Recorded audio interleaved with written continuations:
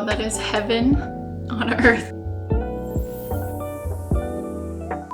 What is up, my wholesome lifers? My name is Kira. Welcome back. I share easy, delicious vegan recipes to help you transition into a vegan lifestyle. And today I'm super excited to share some cozy fall meals that I've been wanting to make for a while now. They are from other creators that I've seen kind of like blow up on Instagram and TikTok. I'm super excited. We're gonna do a breakfast, a lunch, dinner, and then a dessert. Make sure you stay until the end because the dessert is honestly like one of the best things I have ever tried. It's so good. Grab something cozy to drink and let's dive in.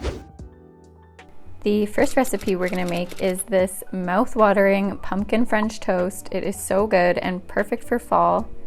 I will link the original recipe below. It is from Nora Cooks, and I'm just eyeballing the ingredients here, but really all you need is some plant milk, some pumpkin puree, cornstarch, a little bit of sweetener. She uses brown sugar, but I ended up using just a dash of maple syrup, then a little bit of vanilla extract, cinnamon, nutmeg, and ginger.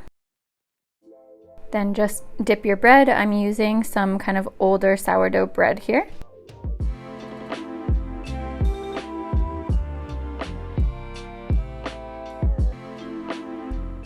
Then grill that on a pan with some vegan butter for a few minutes per each side until it has this nice crispy texture.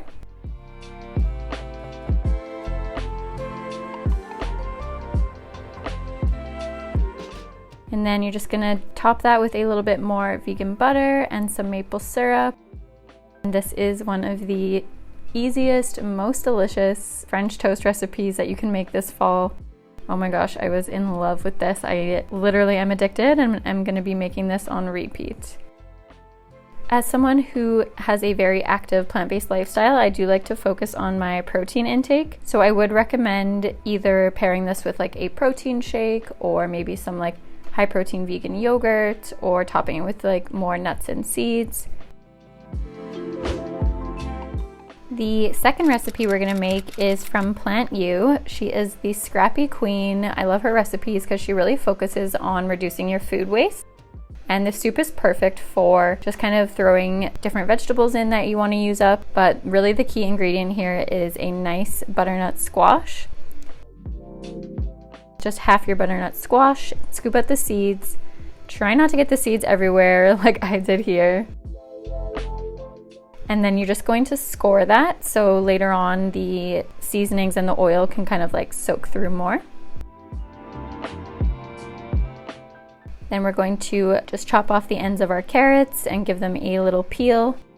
What I love about this recipe is you really can just add any other veggies. I was gonna add a sweet potato or like an old red pepper that I had, but I just decided not to and save them for something else. Then we're also going to half an onion. And then we're going to chop off the top of a head of garlic and just remove kind of that outer paper layer. Then we're just going to put all of that on our baking sheet.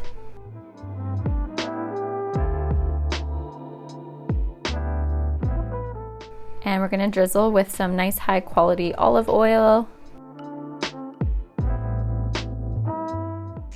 Some salt and pepper, and some paprika.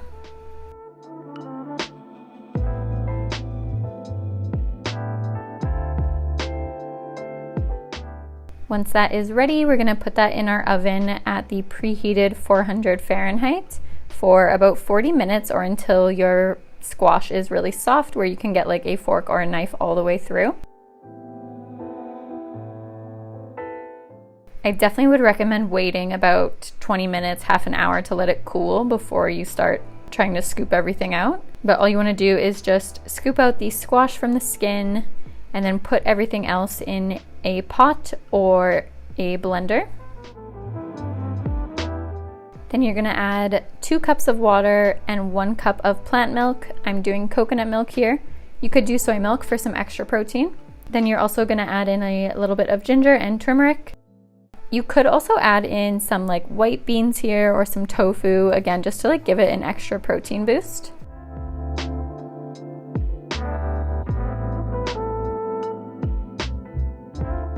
And when you're done blending that, you have this amazing fall soup. It smells so heavenly, and it honestly just tastes like a warm hug. It is so nice and comforting in this cooler season.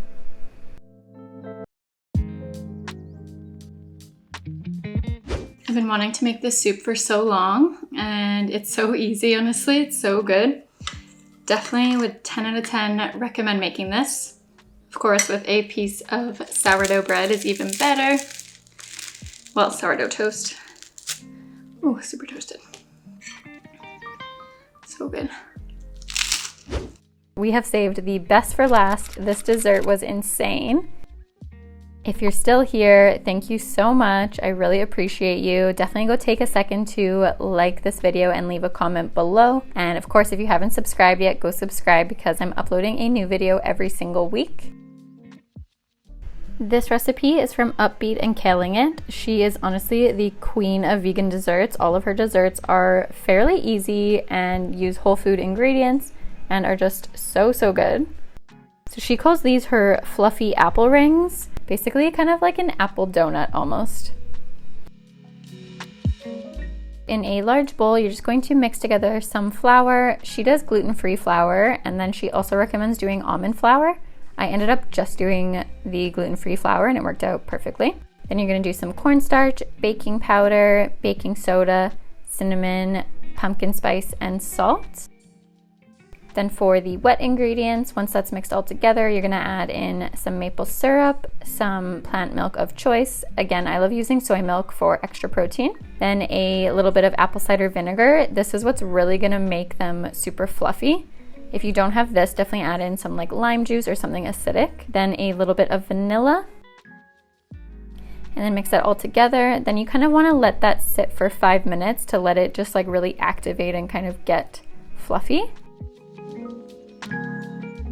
Then you're just gonna dip your rings in, and as you can see, the batter is like super thick and it really honestly looks fluffy. Like it's so interesting. Then you're just gonna coat all of your rings.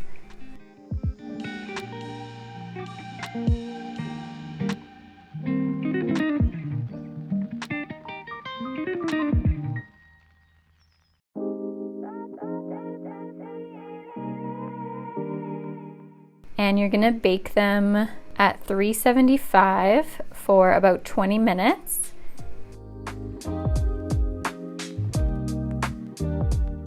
Making sure that you flip them halfway through.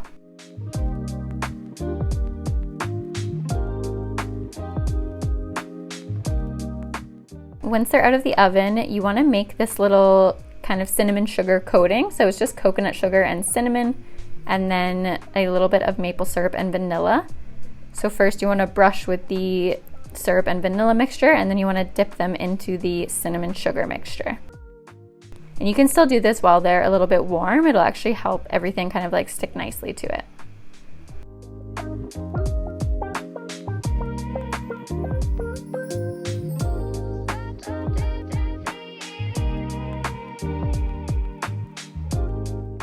Once those are all coated, you can simply enjoy. This was one of the most delectable, kind of pretty easy desserts that I've made in a long time.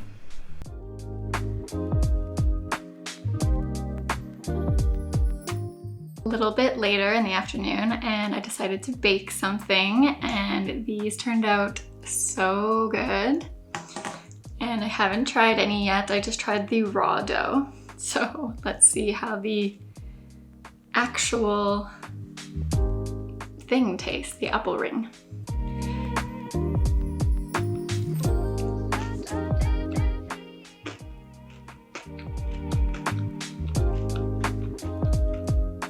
Wow.